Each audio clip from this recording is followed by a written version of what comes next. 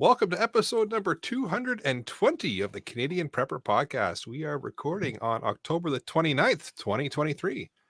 My name's Eric, host of the show based in Southern Ontario, hunter, target shooter, ham radio operator. I know that one's just a shock to everybody. And of course, computer geek.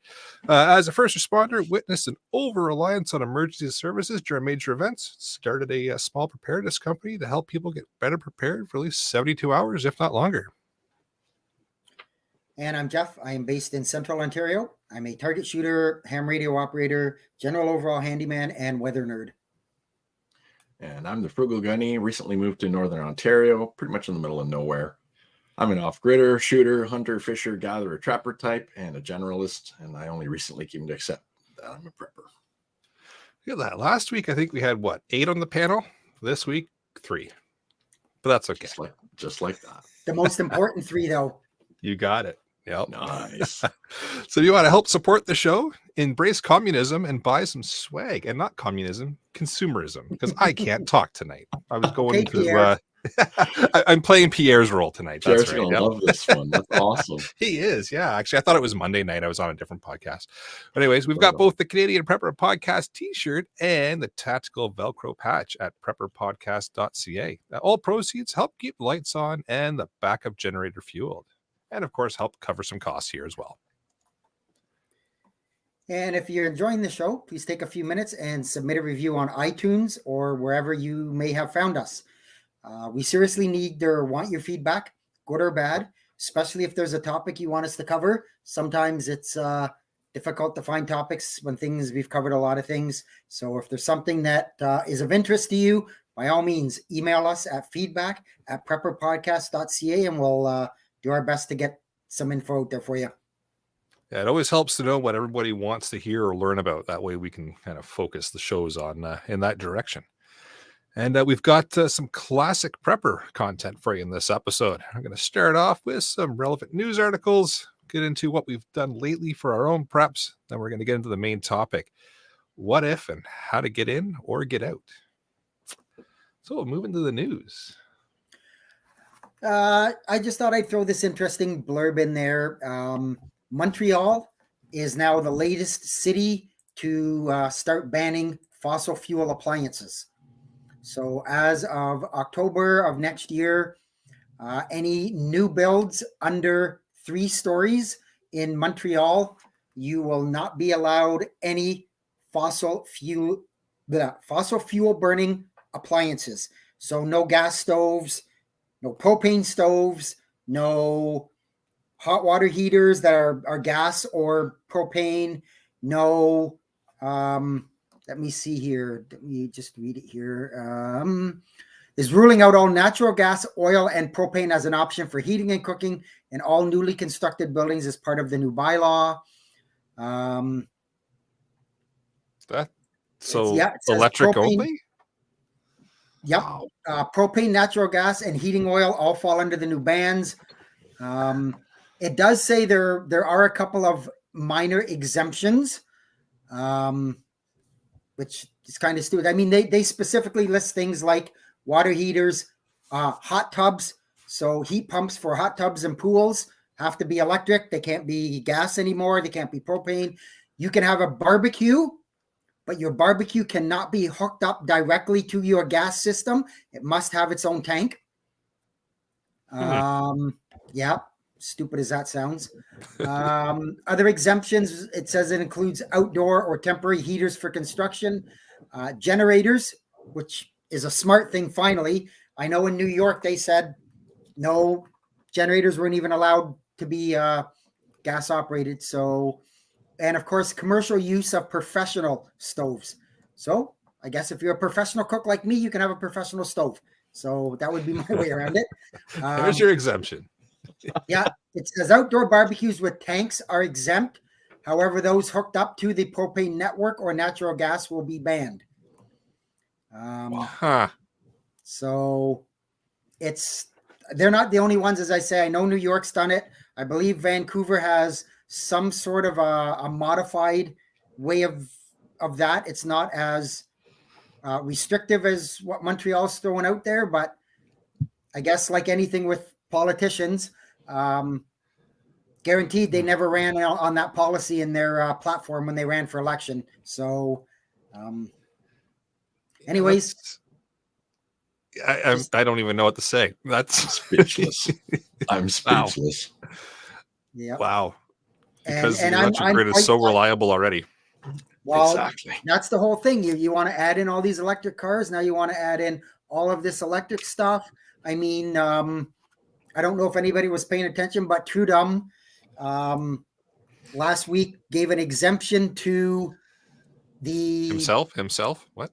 Yeah, I wish, on paying the tax on, I believe it was heating oil for the Maritimes, only the Maritimes. That's right. For 3 years, by telling them, this is your opportunity to get off of oil. I'm going to give you a discount. I want you to take that money and buy a heat pump and get yourself off of oil, because in 3 years, the tax exemption's gone and you're not going to be able to afford your oil, is basically what he's saying. So, they're just, of course, because the Maritimes are turning against the Liberal Party and they need votes. So that's all it's about. We all know that. So anyways, I'm done. I'm going to get myself in trouble. We'll forward the rest of the thoughts to Monday night to the other CPP. Yeah. No. I would say we're already all on a kind of list, you know. Oh, absolutely. You're not on a list. You're not doing it right. Nicely. All right. With that, let's move into what we've done lately for preps, and we'll let Jeff continue the rant. Not a lot. I've had one thing, and it's kind of taken up a bunch of my time. My wood supplier contacted me out of the blue, and he's like, I'm doing a local job. You want a bunch of wood? So I've got myself a few trailer loads of logs. I've been cutting and splitting. He just sent me a text this afternoon. Hey, I'm going back Monday and Tuesday if you want more. So I'm never going to turn it down, but I'm just not sure where I'm going to put it. But that'll be my stuff for the next week or so. Yeah, I can't say no, right? Exactly. Price is right, I'd imagine. So, yep. For myself, worked on the backup generator to the main backup generator, because it's always better to have a backup for the backup. So just got the oil changed in it, fired it up, did a quick load test, make sure that it's working and it's ready to jump into action should the main generator fail or not operate, or I just need a smaller one for something.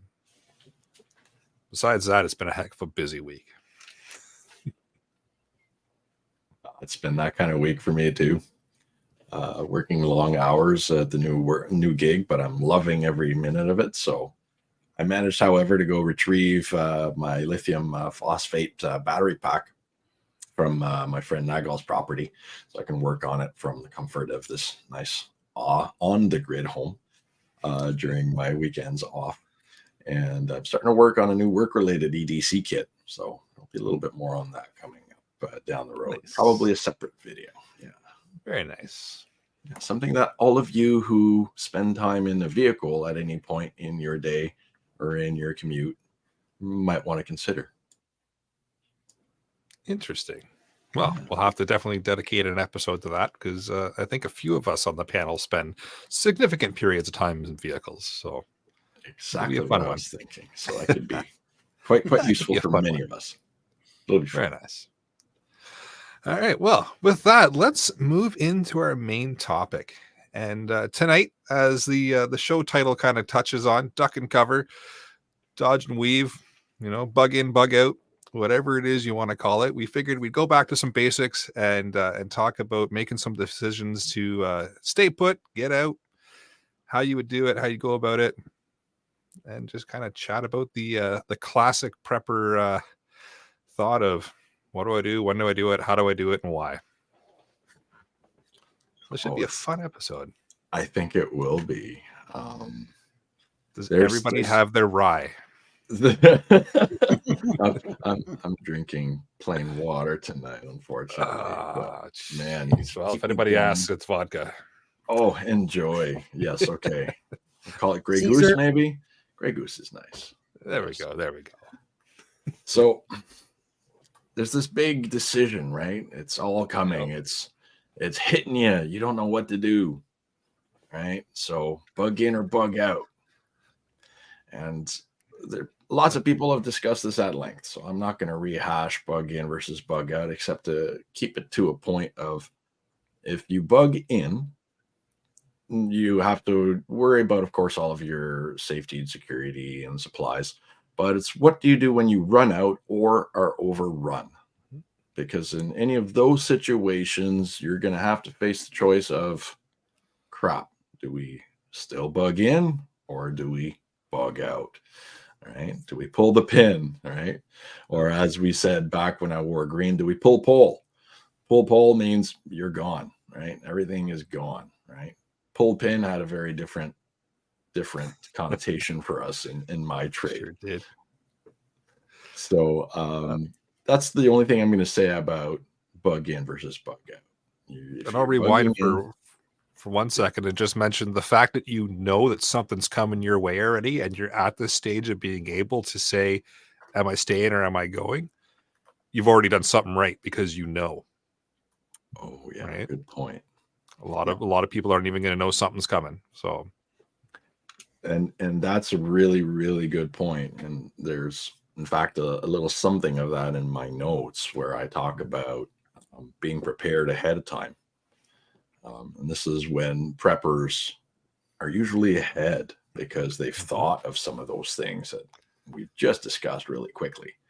So even if you've thought about it, and I talk about this to folks who are in my MAGs, my mutual assistance groups, for those of you who are new to Prepper Speak. And I was fairly new to Prepper Speak too, until I was reminded that I am a prepper. So everyone's got to start somewhere, right? Everyone's always a beginner at some point. I may as well run with the lingo. But preparedness starts in your mind. And I talk a lot about this with my people. So even if you don't have money, you can go on YouTube if you've got access to a cell phone. And a lot of people who can't have internet at home because it's too expensive, they might always still have their cell phone. So if all you've got is a cell phone, and even if you don't have enough data, you might be able to wind your way over to a fast food place like a McDonald's or a Tim Hortons. And if you can stomach the attacks on your privacy of going onto an open Wi-Fi network, please put a VPN on. Put a VPN on. If you're going to go do this, do at least get yourself a VPN. If you're limited in funds, again, you can buy just a little bit of time of VPN. Just 1 month worth of VPN time is really inexpensive. And there's all kinds of ways to do this. And a little bit of extra security when you're on those public networks, it's really necessary. It's like wearing a condom when you're playing with unknown people. That's really what it's about. I was thinking it. You said it. Yep. I had to. So that being said, if you've got access to the web, you can go online and you can search on any prepper topic you can imagine. And it's out there. YouTube has it all. I mean, it's really amazing. They won't show you really cool little details like modifications to firearms or even maintenance you can do to firearms anymore. They're plugging and blocking all of that, taking things apart. So you might have to ask a friend or go looking around or look through the archives. There's ways. We might be blocked now just for saying the word firearm. I did use a keyword there, so I'm afraid you did, yep. Yeah, you've all joined us. You've joined us in our realm. See us next week on tour. That's right. On Rumble, or no, maybe even BitChute. So sure, we can go ClearNet. Why not? That's fine. Be boring. Right, ClearNet, whatever. Yeah, I have a friend who's on BitChute, and he's doing well. So, thinking about preparedness, you can find a lot of specific topics online on how to prep. If it starts by having stuff you have on you, I think this is a good start. So, EDC, everyday carry, these are things that are good to think about. Absolutely. Basics, right? Yeah, the basics. I'm sure we have a few episodes on this podcast about EDC, do we not? 1, 2, or 10. Yep. Right on. That's what we wouldn't call ourselves preppers without having EDC on our mind. No. So I won't go on about it forever either, but EDC is a thing. There's great videos. You don't have to spend a lot of money. You can do $25 and you can do an EDC kit from the dollar store. And you can get started that way. Fire making, man, I could go on for days, but again, lots of stuff out there on fire making. You got little kits. I may one day, offer such things as a fire making kit, but that's one thing you can put together for yourself if you want to take the time to do. Practice making fires with your fire kit if you're going to do that. Sleep systems, if you're going to bug in or bug out, you might want to think about sleep systems, ways to ensure that you can sleep on the go, even if it's in compact ways. Right here we have somebody who's mentioned, looks like we have a ham operator. Ham operator, yep. And talking about Proton VPN. And yes, Proton VPN is a good service. Definitely would recommend them. Yep. I myself use Malvad, and I think they're quite good. They specifically mentioned Proton offers a free use VPN, and they're a reputable company that is not stealing your data because you're using it for free, because they do also offer a paid tier. So definitely worthwhile. Yep. Where are they based out of? So they are out of Switzerland, if I remember correctly. Are these the Proton Mail folks? Yes, same people. Yep. And I would probably venture to say their stuff is pretty good. Yeah. No, not having used them, they have a very good reputation. Oh yes, they're huge on privacy. Yeah, very good reputation. Yeah. So confirmation they're Switzerland. They are Switzerland. Okay. Very cool. Very cool. Thank you for that. So yes, practice good, safe searching habits when you're out there doing all of this looking around. So there's all kinds of big things about bugging in, bugging out, and preparing, but I've kind of distilled it to 5 big things, and I think I can share them with you all because there's just 5 of them. It's really simple, and you can cover a lot of ground with these 5 general ways of summing things up. And we're spending an hour on each one, right? An hour on each one? Fantastic. Get ready, brace yourselves. Here we go. Like I said, get the rye. Yep. Oh yeah, here we are. What do we got? So Rock and Ryan, basically, he mentions, I guess it's some preppers that he follows called Battle Box. They test gear out, so you're not wasting your money on garbage gear. And I was kind of going to say, when Gunny said, looking at YouTube and doing stuff like that, that's great. I've learned a lot of stuff from that, but I've also found some stuff that is basically snake oil, if you want to put it in a polite way. So do take what you see with a little grain of salt. Know who, try to find out, who's the reputable people, reputable websites, that kind of stuff that aren't in it to try to suck you in to buy their stuff and are constantly fear mongering, wanting you to buy their stuff because the world's about to end and stuff like that. That most of the people out there are good, honest people, and they really want to help. But there's also those unsavory ones out there too. So that you just have to be aware of. Let's take a moment here to absolutely underscore that. If somebody's fear mongering and they're then offering you something that you can buy through them, right away, that should get your hackles up. I'm just saying. Absolutely. Right. There's a reason they're fear mongering. There's a reason they got you in fear, right? So there is that Canadian guy out there. He says he's Canadian anyway, and he's fear mongering all over, and I'm not into that. No. I'm into cool, calm reflection, because when you're afraid, when you're scared, you're not thinking straight. No. So let's think straight, right? If you are going out there and testing your own gear from something you see on YouTube, test it, try it out, but do it safely. I'm hearing stories about people going off into the bush with their families to go off the grid, and they have never done it or tried it before. Man, you don't move your entire family off the grid. You try it a little bit at a time. You go for a walk in the woods for an hour. Can you handle a walk in the woods for an hour? Some people can't. You'd be surprised at what you'll learn in an hour walking in the woods. Exactly. Try a few days, right? But don't try it right away, folks. You're gonna be pushing yourselves, unless you really enjoy pushing yourselves and getting into risky situations.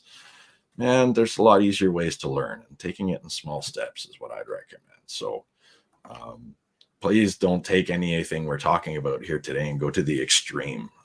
That's where people go wrong. Yeah. Remember, times are still good. So now is the time to Yes. practice and kind of build yourself up. Don't jump into tomorrow being like, I'm just going to do this scenario like shit hit the fan and I'm going full bore. Yeah. It's not the way to do it. It's like building up fitness levels, right? You don't jump right into doing a marathon. You slowly build your way into it, right? Same thing with preparedness. Absolutely. Slow and methodical. Yeah. Slow and easy wins the race, folks. So item number 1 that I've got down for everyone to consider is, if you don't already have it on hand and it's all going haywire out there, you may have to fight for it or trade for it, right? Or make it. Man, if you can make it, wow, cool. You're off in another different dimension and place of being. And now you've got a skill set that you can translate to others. But just remember, if you can make it, how are you making it? What are you making it with? Do you need electricity? Do you need gas? Do you need fuel? Do you need wood? Do you need consumables? Where are those consumables coming from?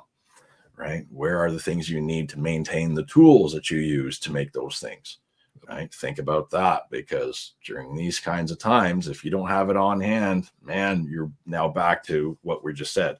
You either have to fight for it or trade for it in order to get it so you can do what you do best. Right? So if you don't have it already, you may have to fight or trade for it. So what can you do to prepare for that? And then I just wanted to jump in. Yeah, no, please go. When you say that you either have to fight or trade for it, now you're taking yourself out of what we call the gray man thing. Now you're going out into the public, you're exposing yourself, you're kind of telling people, I don't have this and I'm looking for it. And then if you've got something and you're willing to trade, and it's something that maybe other people want, and that certain person starts chirping, then all of a sudden everybody knows that, hey, you've got X that I want, and they're going to come looking for you. This is a really good point, Jeff.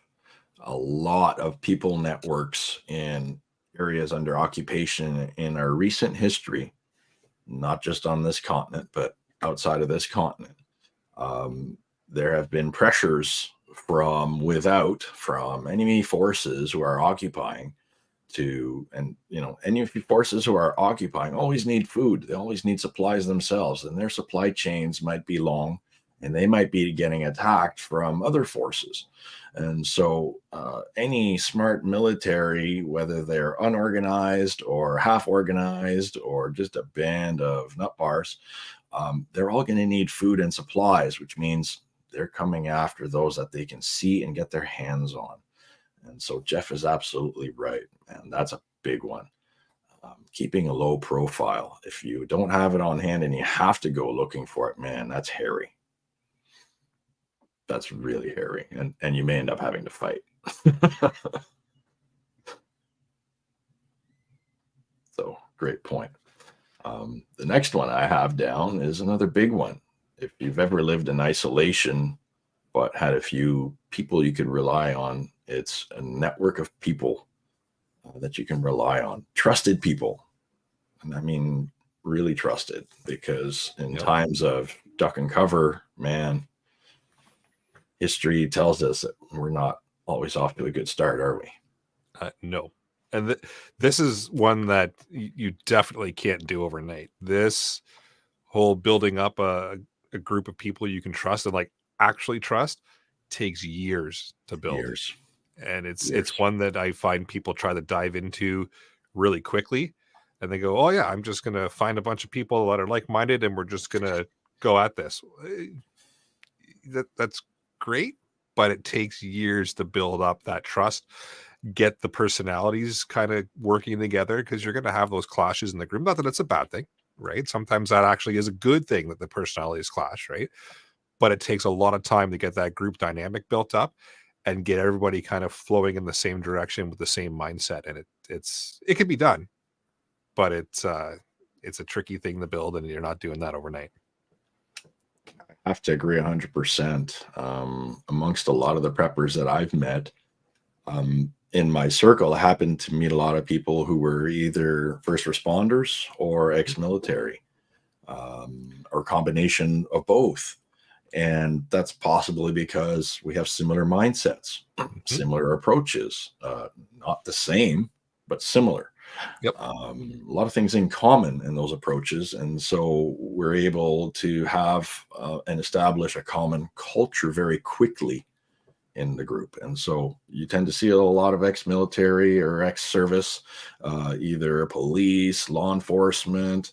I have friends who are paramedic. In one case, he's been invaluable because he also has military experience. So when you've got a lot of cross experience, if you got somebody who's military and then maybe transitioned over into a first responder domain, whether police, whether medic, whether even hospital side, man, there's a whole ton of really good people out there that tend to gravitate to one another just as they do. So, Yep. And I was going to say along the line of, like I say, like you said, Gunny, the first responders in that, I not that I tend to gravitate to them, but they see a different side of society that the rest of us don't. And they understand the limitations of, most people out there figure, okay, something goes wrong. I'm just going to call 911 and somebody is going to come and help me. And those people on the inside know that that's probably not going to happen. Let's call a spade a spade. It's not going to happen. Their resources are not finite. The number of people they have available is not finite. They're going to deal with the big issues first. And you may think your issue is big, but to them, it's probably not. And, they've seen the other side, and they realize that help isn't going to come when you think it's going to come. Yeah. And one of the ones I think, Jeff, that one of the ones that that immediately stands to my mind that I think a lot of Canadians and probably Americans can relate to, I'm sure everywhere in the world really, is the medical side.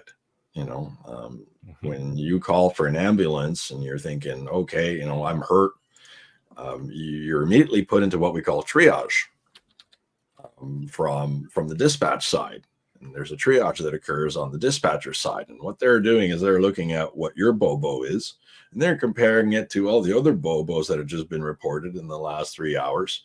And they've got to assign it to a limited and finite amount of ambulances and paramedics on those ambulances. And they can't be on there for longer than so many hours without those poor people burning out and starting to, have human error, which is a real thing when you're exhausted and your personnel are completely wiped out. So absolutely, all those people calling 911 at once, they all want that help right away. And man, it's the same if you go to the hospital. You go to the hospital for something minor, you're going to be in triage against a whole bunch of other people who are probably going to come ahead of you depending on what the severity of what you have is. So we come back to having those trusted networks of people. Can you call a friend who will help you out, who will give you some help on the phone? Yeah. Joan's got a good point in the live chat here. Just talking about taking years to build that group up.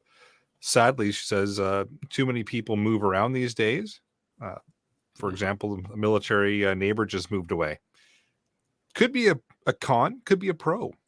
Because now you've got somewhere to go, depending on how far they are and how reasonable it is for you to be able to make that trip. But you've also got somebody in a new environment that's going to learn new things that can then funnel that back to you. So keeping that communication open could be quite useful to you, even if they are a considerable distance away. You can still learn from them and maybe pick up some new things from a new environment that they're in. Absolutely. Mobile people, and these days I'm in a mobile profession, so you get to see things from a different point of view, and you get to contact and locate a lot of things too, right? I know friends who are on the road a lot, they're truckers, And man, they can tell you where the best spots are to find water, where to find food at the oddest times, where to find fuel, right? And where not to go. And where not to go, most Yep. importantly. Yes, those networks of people, man, they've helped me immensely. When I was up north for my year up there off the grid, I had to deal with so many different questions of different kinds, and they all had to do with, how do I do that up here? Where do I find that up here? And so it was my little network of people that I quickly built up that was invaluable to me. So it's but let's talk quickly about that. Nurturing a network of people means that you also have to offer them something too. Right? You have to be able to support them and be there for them when they need you as well. So it's not just, I know people like the social media stuff, this thing they do. Oh, I know somebody, right? Oh, I have a friend in this town. Have you heard a lot of people say this? I know somebody because they're my friend on the Book of Faces. Yeah, exactly. Right. And then when it comes down to it, okay, well, I need a ride, or, I'm stuck here, and ghost. Yep. Right. Yeah, don't build your network of people based on that, folks. Interpersonal relationships is what it's got to come back down to, right? And here I'm noticing a comment from one of my close friends, Mark. He's talking about dogs. How many of you have dogs here on the channel or listening in? This is a big one, man. So many people I know have dogs. My little lady here has dogs. And a lot of people have them. What do you think of how to prepare for them? In shortages, usually it's those that we think of the least that suffer the most. So what about our pets? What about your dogs? Let's quickly dive into that, because he's a dear friend, and he takes really good care of the dogs that he has on hand and with him. On a side note, I saw that comment. I did a quick intern check, and we did an episode on this, episode 41. We talked specifically about dogs. So that was a listener request. Now that's going back a little ways into the catalog. I cannot guarantee that the audio is all that great, or we're still learning, and we still are, even in episode 220.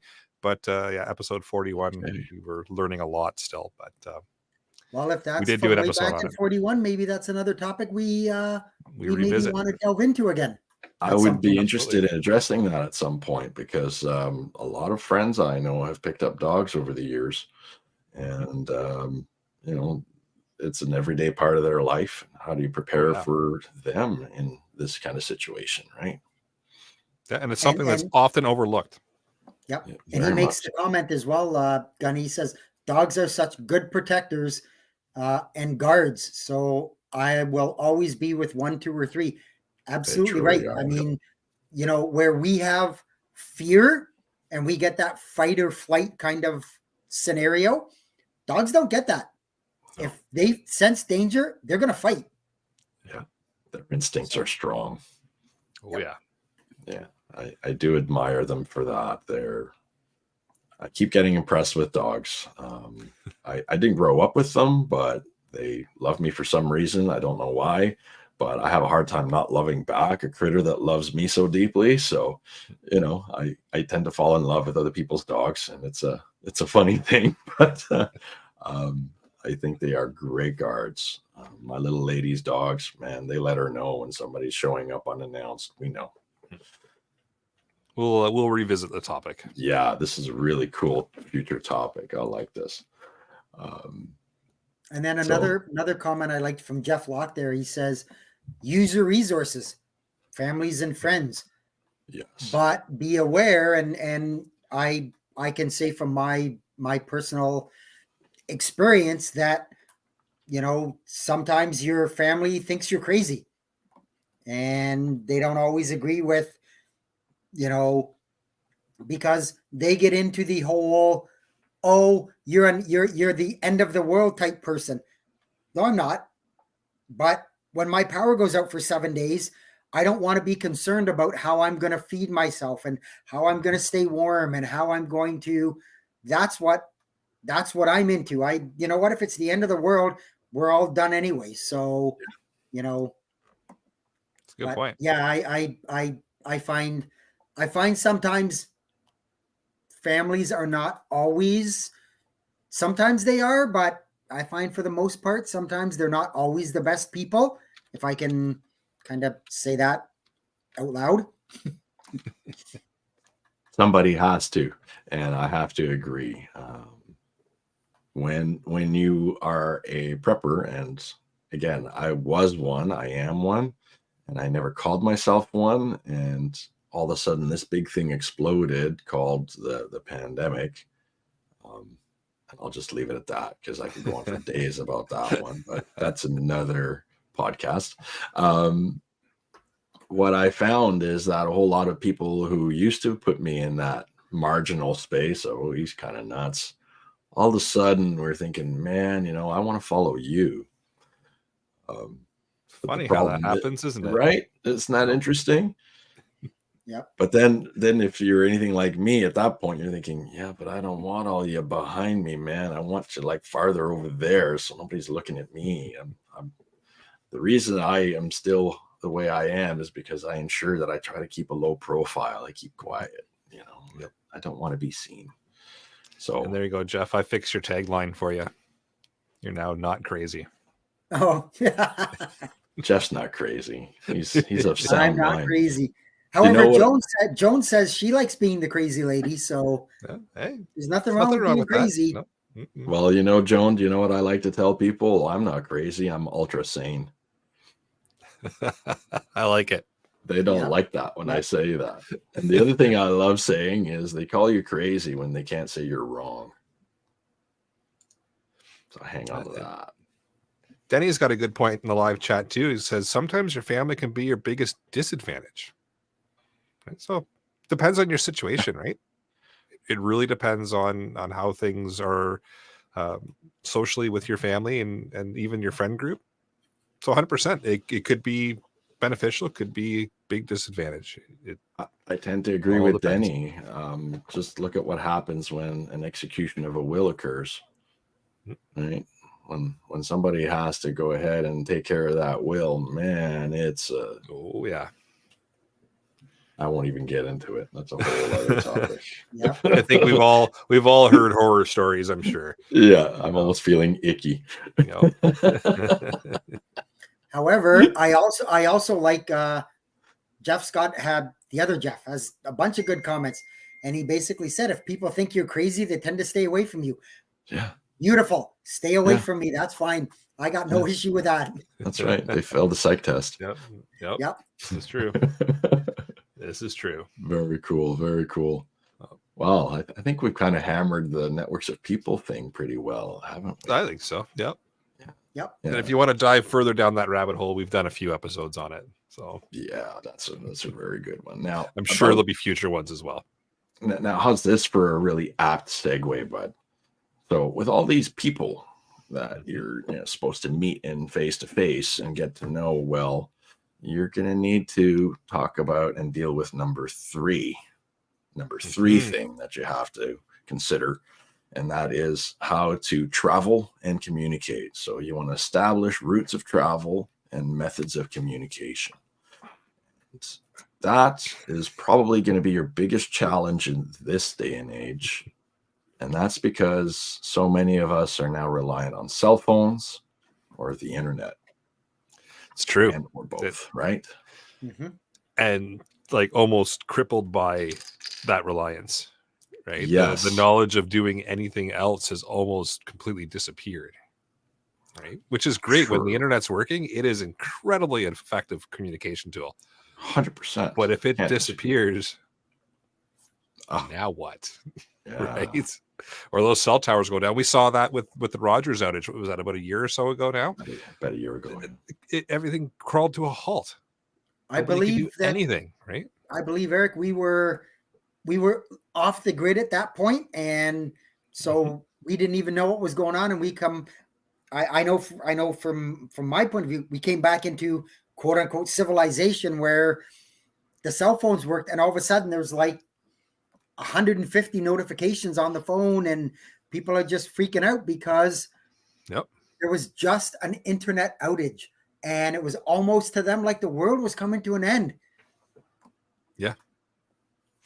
Whereas, The reliance on the internet with all of its apps and the convenience of the cell phones, man, it's destroyed a lot of people's ability to communicate in the old-fashioned manner. Have you noticed how, just walking into a store and needing help from an associate, you notice they just call them associates now, right? Not salespeople, because we're not expecting them to be able to sell anything to you. They're just associates, so they're like associated with the store. you'd have to talk to someone in order to sell them something. That's right. So it's I've found that the level of service in just about every retail environment I've been into, except a few rare exceptions, they're still out there. It's really suffered, hasn't it? So Huge. Well, I tend to think, and I may take some heat for this, but that's okay. I think that the whole internet thing and the whole, while it's got some great parts to it, it has stopped people from being or having the ability to think for themselves. Oh, well, what does Google think about this? And what does Facebook think about that? Think for yourself. Hello, you got something between your ears, Yep. Yeah, it's a cell phone.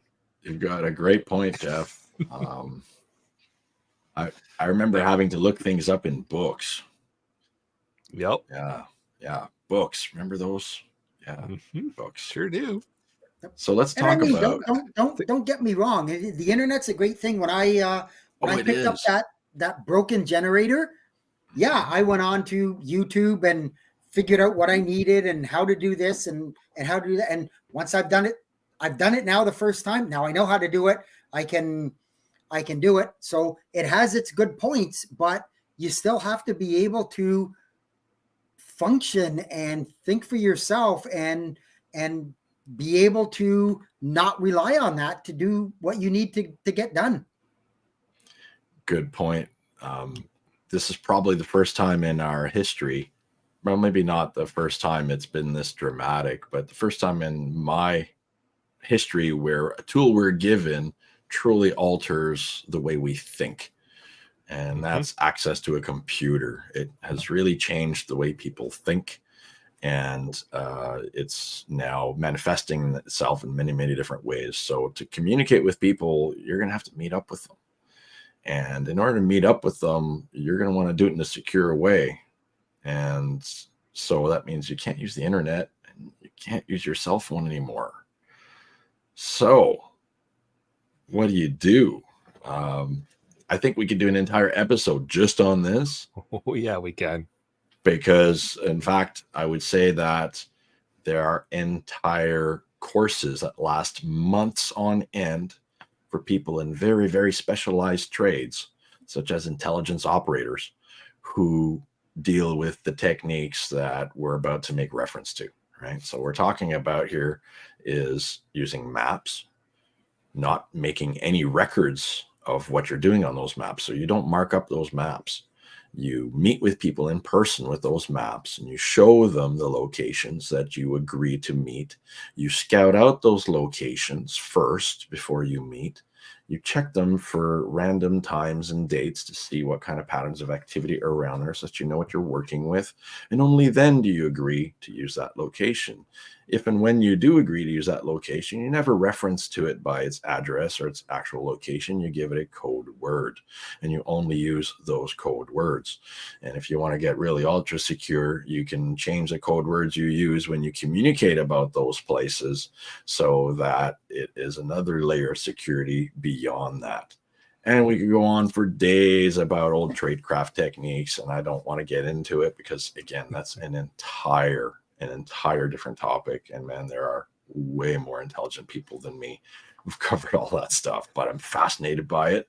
And you should be too, if you're interested in figuring out ways to keep tabs on your people and move about to meet up with your people under these kinds of circumstances.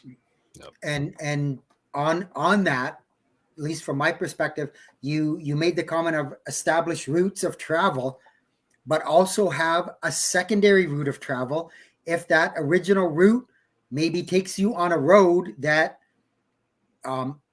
is blocked, maybe has roadblocks, maybe there's another way, or you've had a natural disaster. Say you've had a flood and that road is washed out and you can't get through there anymore. You need to have a secondary way to get to where you need to get to.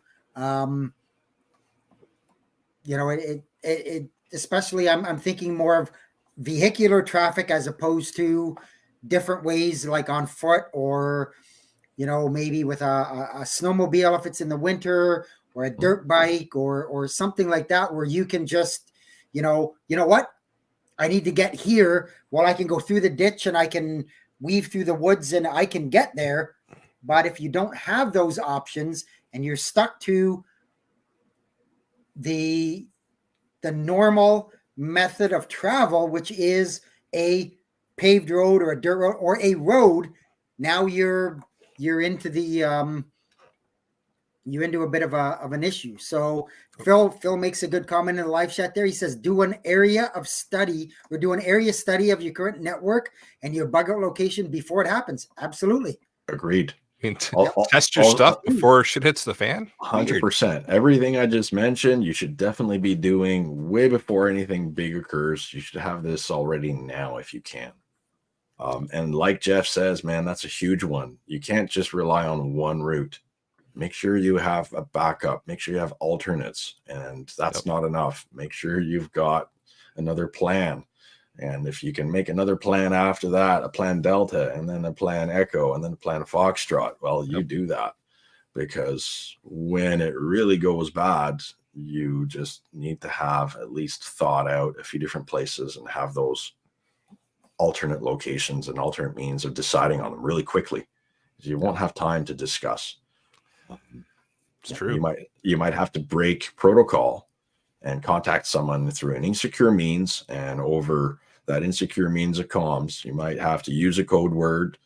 And if you've pre-agreed that these code words are to be used once and once only, that's fine. That's great. In fact, it's fantastic because you've now burned one of those code words and you've now implemented part of your protocol and you now have communicated something, right? So, but absolutely, you should have those backups. It's not sufficient to have one route. A lot of places that I like to go to, there's only one way in. And so if that's the case, then it's upon me to find out ways to dismount my vehicle and then go on foot. And so you have to be prepared to do that if you don't want to be marooned or subject to somebody else's whims. So John in the live chat here mentions, I wish I had a bug out location. So maybe we'll touch on this and expand on it just a little bit. I think so. Yeah, that's a good. This is one that I see people get hung up on all the time. Yeah. I don't have a big elaborate cabin in the middle of nowhere to use as a bug out location. And that's what everybody envisions. And that's probably the gold standard of a bug out location. If we had the ability to have that, that'd be fantastic. I agree. Yeah. Don't need to have that level for a bug out location. Right? It could be as simple as a buddy's house a couple of cities over. Right? That could be a bug out location. And this is, of course, all dependent on what your scenario is or what it is that's coming your way that you've got to deal with. So maybe that's going to affect the couple cities over as well. Well, now your buddy's place isn't going to work for you. But that's right. If it's a smaller localized thing, your buddy's place a couple cities over is going to work for you. You could look into something else. It may be where we touched on with Joan, where her neighbor's moving away. Maybe that person's moving a couple provinces away. Now you've got somebody you could maybe go to there. That's a little bit more elaborate. It's going to take you more time to get there. You have to plan things out a lot more in order to make that happen. But that could be a bug out location. It could be as simple as some crown land that's either close by or a little bit further away from you, but you've got a tent and you've got a vehicle, right? Yep. And this kind of segues into one of the topics here where you're not going to be comfortable anymore. No, right? Definitely not. Kiss that goodbye, right? But yes, these are all options that I find a lot of people get hung up on. I need that fancy cabin on 15 acres of land with the solar panels and the backup generator and the well and the outhouse and all that. you might not have that. If you've got it, great. That's a fantastic bug out location. Don't think that I'm saying that you don't need it, period. That's great if you've got it. But if you don't, think of the small things, think of the easy solutions, the tent, forest, the buddy's house, a couple towns over, right? The hammock, a few the skills, the back of your car, right? Yeah. Well, You've got options. And it's funny that Eric mentions that, and he's absolutely right. We have a place we go to at our fish camp, which is on Crown land. It's out in the middle of nowhere. Yep. And don't think for 5 seconds that I haven't seriously thought that if something is going bad, and if somebody wants to find me and my friends know about that location, chances are you might find me there, because we've been there. I know what's there. I know what the limitations are. I know what, like I say, what's there, what's not.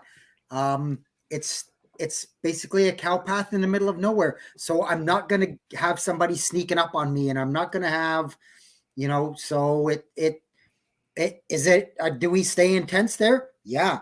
Do we cook on a barbecue? Yeah. Do we have no cell service there? Yeah. Is that somewhere that's a good place to be when something bad happens? Friggin' right it is. Mm-hmm.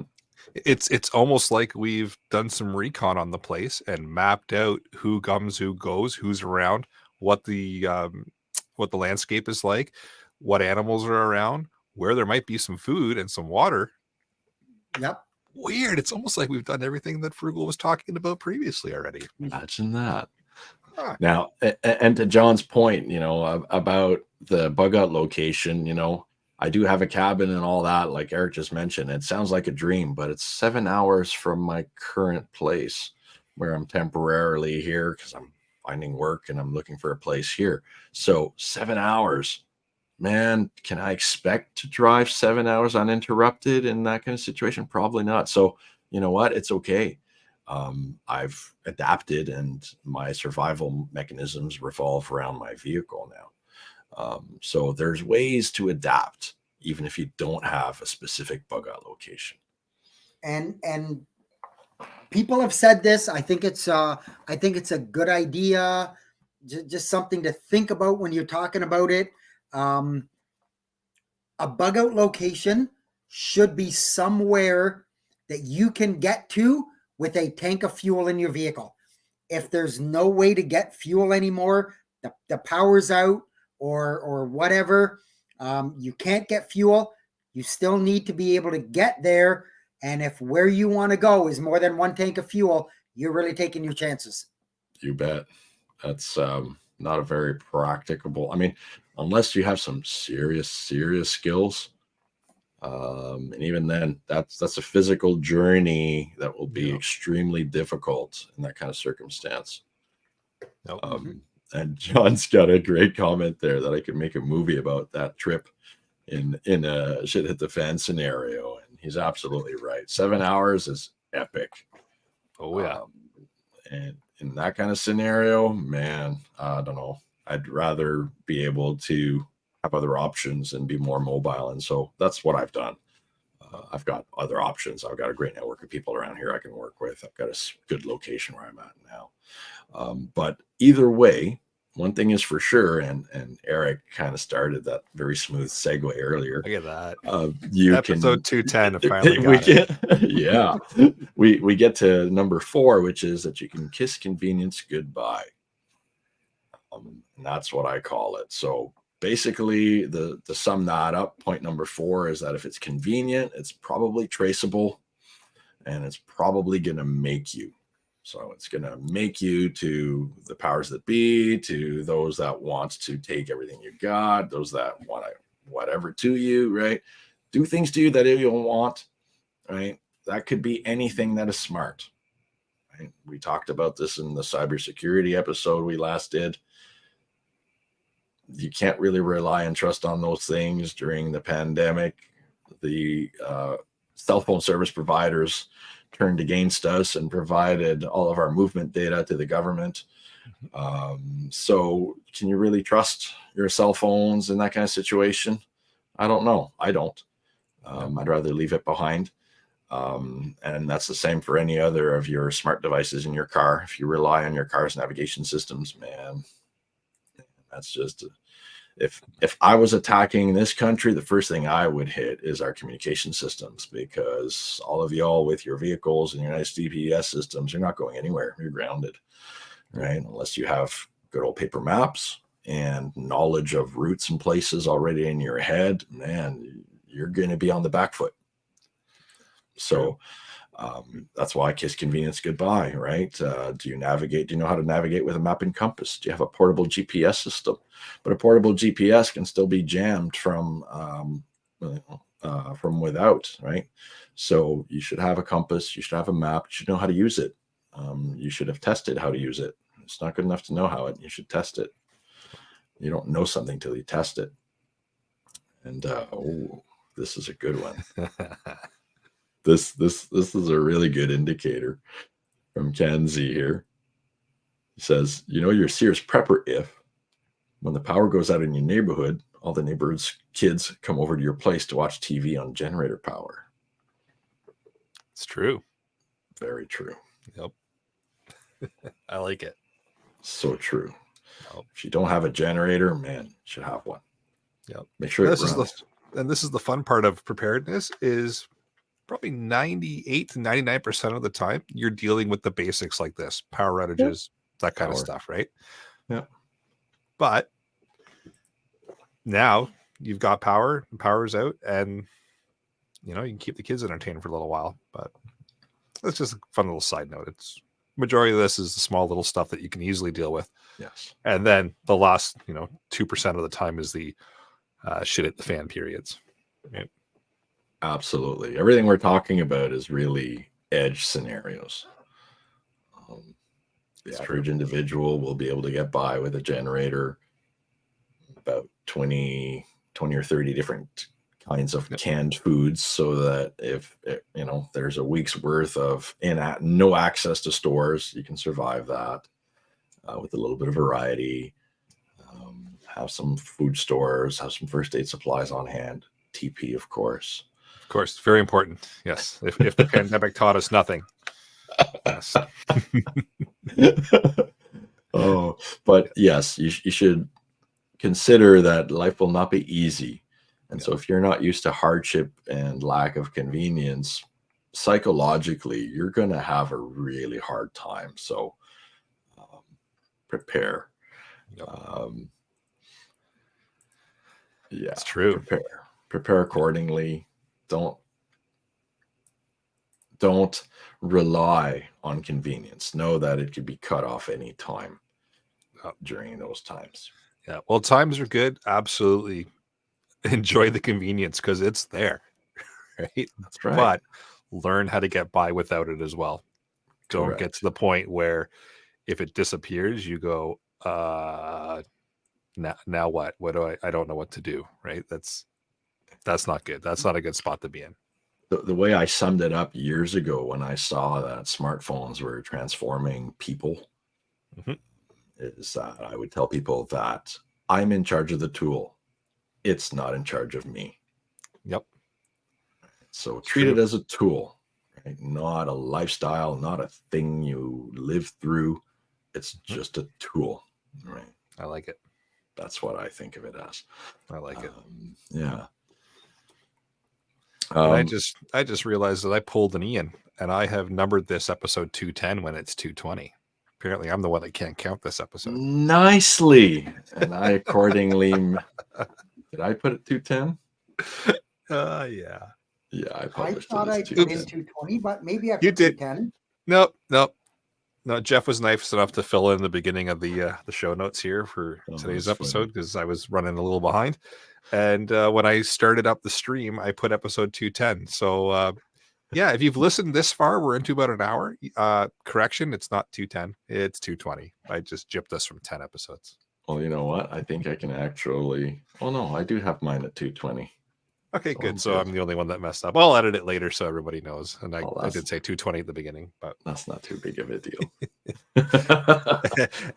and for those of you saying, who's Ian? Exactly. Ah, yes. I've seen him once, I think. Yeah. No. And just throwing a shout out there in the live chat. Joan NC got her wood stove installed this week. Nice. Well done. Very nice. Fantastic. How does it feel Tony, to have good old she wood says, heat? now I need to learn how to build a fire. That's the easy part. Trust Oh, me. that's the fun part. That's Yes. just the easy part. You know, Maybe I'll- you know, that having that, and I obviously I have a wood stove. That's my primary heating source. That's my and the just the sense of I don't even know how to word it, but just the sense of knowing that if something happens, I'm not worried. Nope. Is just, you know, it takes a big load off your mind in terms of, you know, being worried about, you know, because not only does the wood stove give you heat, it gives you an ability to warm up food or all that other stuff. You know, you can put a big tub of water on there and warm it up and give yourself a warm bath. And there's so many other things just besides being able to stay warm that a wood stove provides you, that it's something that I would never be without. It's definitely peace of mind. I love it. I love having a wood stove. I miss it when I'm here in the city.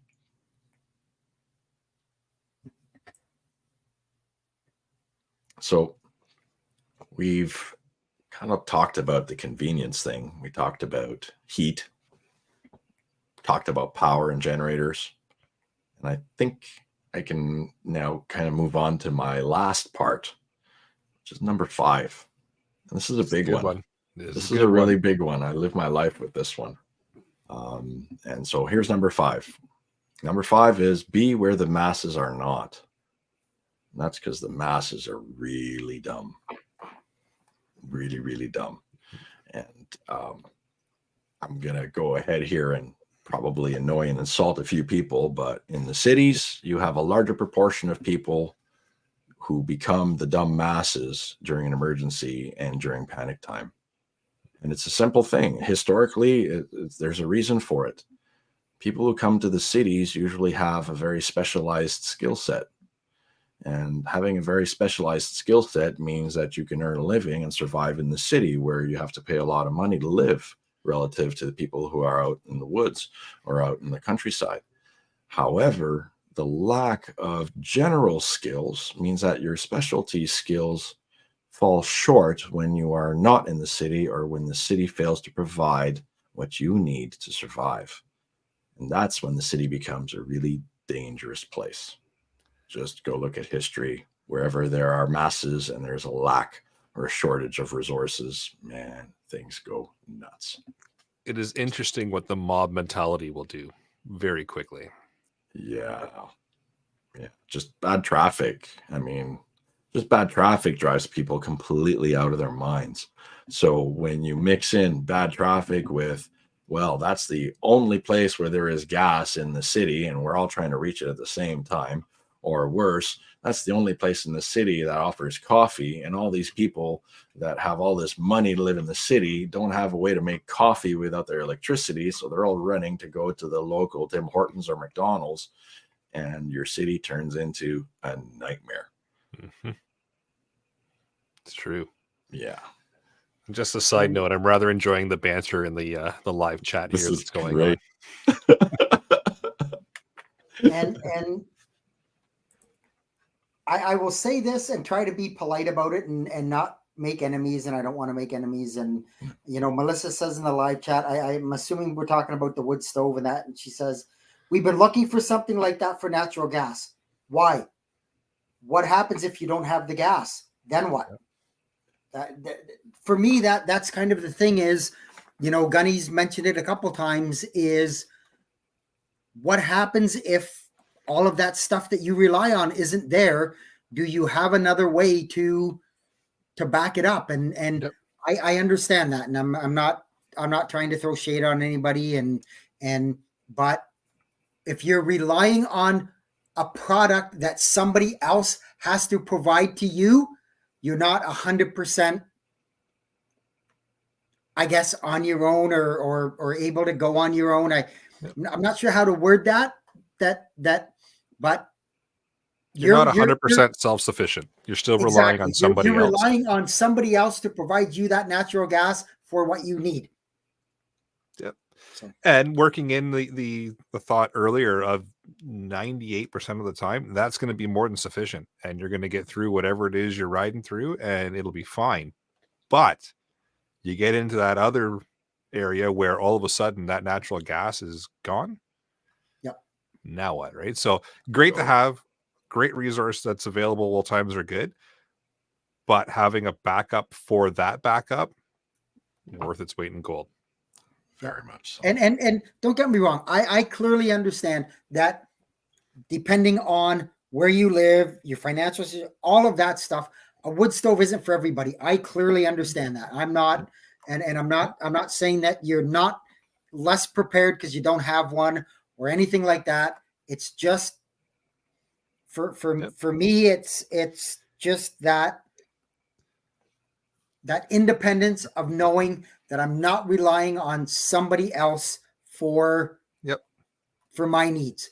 And it's a great point to point out, because not everybody is going to say, natural gas is always going to be here, right? So not everyone's going to have that mindset of, well, what if the gas stops coming, right? A lot of people use the natural gas as their backup system and just assume it's always going to be there. Mm-hmm. What if it's not, right? It's always good to have that backup. Like example here, everything in my house is natural gas. Even the backup generator that runs the house if the power's out runs on natural gas, right? If that gas stops, I've got the fireplace here still that burns just regular wood, right? Doesn't need any kind of gas or any kind of system like that. Wood burning fireplace to keep the heat going in the wintertime if we need it. And then I can cook on that if need be, or I just go and steal Jeff's wood stove down the road, right? So there's all kinds of different options, but it's good to put that seed in people's heads, because not everybody thinks about, well, yeah, the gas is just always going to be on. Well, what if it's not? Right? Well, and here's a scenario where it's often not in a city, and it's more often than people think. If there's a fire in a house or a building nearby yours, or in the same gas circuit as yours, guess what, friends? Guess who's connected to you? Yep. Guess who's losing gas too? Yeah, that's you too. So that's the thing about the city, right? That's the thing about living on a grid. You're part of something that is bigger than just you. It belongs to somebody else, and everybody's interconnected. Yeah, you're just on the receiving end of that chain. And so you're relying on everybody else to be smart and not do silly things to cause the rest of the system to crumble, right? That's right. And we know people have Mondays and Fridays, so this is true. Govern yourselves accordingly. Yes, they do. Yep. Oh man. So yeah, that's why I say number 5 is be where the masses aren't. So that's my 5 quick ones, guys. Yeah, and that ties in the kind of gray man theory too, right? Yes. Is just don't be seen, don't be, don't draw attention to yourself. You can still be attached to that gas line. You can still be attached to the grid if it's working. You can still be attached to whatever community resources you're attached to that everybody enjoys while times are good. Totally. And then things kind of start to fall apart. Just realize that if one person buggers that up, have a backup that you maintain and that you control. And then the same, be where the masses aren't. So some big events going on, you shouldn't be the one rushing downtown to say, oh, I need to go get this, and this. Because guess what everybody else is doing? Same thing. Same, right? So let them all battle the lines and battle the stores and battle the gas pumps. You can sit back, whether you're at home or if you've taken off, bugged out, or whatever you want to call it.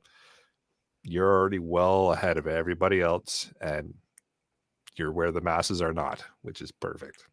Yeah, that's a big one. You don't need a lot of gear. Nope. It's true. A little bit of knowledge definitely helps. No. Oh, I see some shade coming Jeff's way from Kanzi. Yeah. But you know what? He's 100% right. I'm not a crazy prepper because I know which trees are coming down when I need them to come down. So. Yep. I like it. Brilliant. This is good. The banter in the live chat this evening has been just absolutely fantastic. Oh, yes. Yeah, I rather enjoy when we do episodes like this where there's banter between everybody that's watching. We can't get all the comments up, but we try to get most of them up if we can. It's always good to see everybody interacting with each other and helping each other out, or you know what, jumping in and chirping each other every once in a while. It just means that everyone's getting along. Yeah, if we're definitely wrong, man, come and burn us. Yeah. Oh yeah. Oh yeah. Well, I'll take the criticism, no problem. Oh yeah, absolutely. It's good to keep us honest, right? It is. It's good. No, I think that's a good list of things, and a good refresher on some of the basics, right? Of just bug in, bug out. What do I need? It's paint a little bit of a picture and just kind of a refresher on what most that are listening to the podcast now or that have been listening for a while probably already have in the back of their minds. But for those of you new as well, just a quick little build up for, kind of where your mindset should be and give you some ideas and maybe some cues and some stuff to work on the next little while, because things are a little funny in the world right now. Not that they haven't been in years past, but that's why we're preppers, right? Getting weird out there. It sure is. Oh, anybody have any final thoughts on the main topic before we move into the podcast challenge? Crickets. All right. No, I think Gunny's helped us get a long ways to just understanding what's going to happen or where, or what's not going to happen. So you're not going to have that cell phone. You're not going to have that internet. You're not going to have that, all that other stuff. So, yep. I like these back to basics episodes. They're fun, right? They kind of help refocus, re-energize, and kind of get you back to okay, what do I realistically have to focus on here, and away from some of the funner episodes that we touch on, but some of the deep divey rabbit hole kind of episodes, right? Which this one totally could have gone that way. Oh, we could have for sure. We kept it on the rails here and kept it pretty basic because I like the return to basics episodes. They're fun to do every once in a while. With that, let's move into the podcast challenge then. So your challenge for this episode: look into a possible bug out location and how to get there. You got to start somewhere, right? Good one. All right. Yep. And as we've said, it can be a friend's house, it could be Crown land somewhere, it could be the options. Basically, in my opinion, the options are limitless, except for how you can get there. Like I said, if it's within a tank of fuel in your vehicle, or some way to make another way or another option of how to get there, another means of a vehicle. Like I said, a snowmobile in the winter, a dirt bike, something like that. And it doesn't have to be hours and hours and hours away. It just needs to be somewhere, as Gunny says, away from the masses. Exactly. Or at least somewhere that you can fade in and not be seen. Yeah. That's a great one. All right. You got a weather blurb, Jeff? Yeah, I do, sort of. So I didn't mention it last week because it really wasn't anything that was on the radar or we needed to be concerned about. There was a tropical storm in the Pacific, and basically all of the forecasters were not even talking about it because it was going to be nothing more than that. It was a tropical storm. All of the big people like NOAA and the National Hurricane Center and all that were like, yeah, okay, it's going to be, and it exploded. It encountered a unusually warm pocket of water in the Pacific. Usually you don't get a lot of major hurricanes that hit the west coast of the Pacific because the water generally isn't warm enough. Basically, to fire up or to intensify a tornado or a hurricane, you need water that's basically 80 degrees or higher. So anyways, this storm encountered, as I said, an unusually warm pocket of water. It was actually 88 degrees. That's basically like throwing gasoline on a fire. It caused that storm to intensify like no other storm in history. It went from a tropical storm to a Category 5 hurricane in 24 hours. That is literally unheard of. The storm made landfall near Acapulco. It caused extensive damage. So far, there's 43 deaths. There will probably be more because people just didn't evacuate.